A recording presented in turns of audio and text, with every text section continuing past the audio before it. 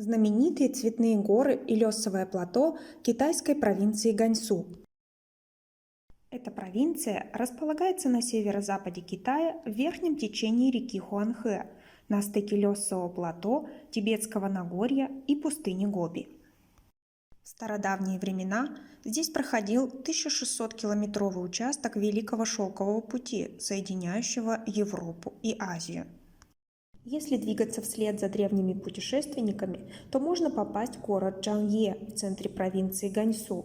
Неподалеку от него находятся одни из самых красивых природных достопримечательностей Китая. Первое – это цветные горы. Красно-оранжево-розовые холмы причудливых форм, напоминающие морские волны, начали свое образование около 100 миллионов лет назад. В далеком прошлом эта область была дном огромного озера. Множество рек сносило в него ил и песок разного цвета. Осадки накапливались слой за слоем. Потом водоем высох, а породы окислились и приобрели характерную окраску. На протяжении последних 30 миллионов лет здесь происходили многочисленные тектонические движения, земная кора поднималась, сминалась в складки, формировались горы, а вода и ветер обтачивали их. Так и получился нынешний ландшафт Дэнкси.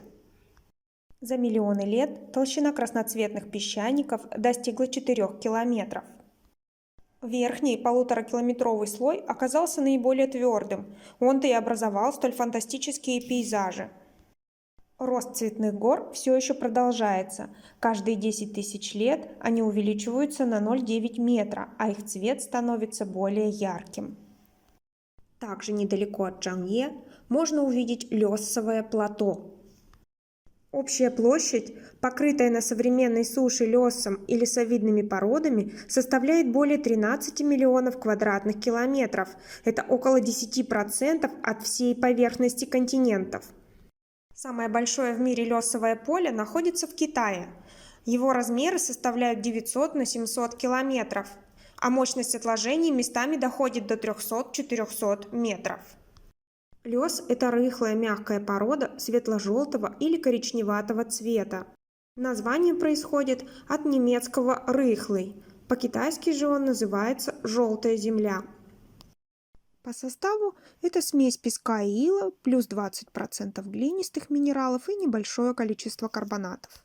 Из-за высокой пористости и малой водопроницаемости пород почвы этого региона называют самыми эродируемыми на Земле.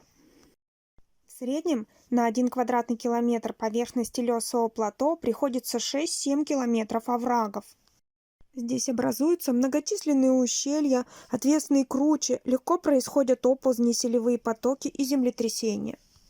Протекающая через плато река Хуанхэ ежегодно выносит на Великую Китайскую равнину до 1,5 миллиардов тонн размытых пород. Это в 30 раз больше, чем река Нил в Сахаре. Лесы не похожи на другие виды осадочных пород. О том, как они образуются, ученые спорят до сих пор. Считается, что они могут иметь разное происхождение. Какие-то формируются в результате переноса ветром гигантских количеств пыли. Также могут быть водно-ледниковыми или речными наносами. В Китае на протяжении последнего миллиона лет Тибет представлял собой крупнейшую область аридной денудации. Он поставлял сотни тысяч тонн пыли ежегодно. Так и образовались китайские лесы.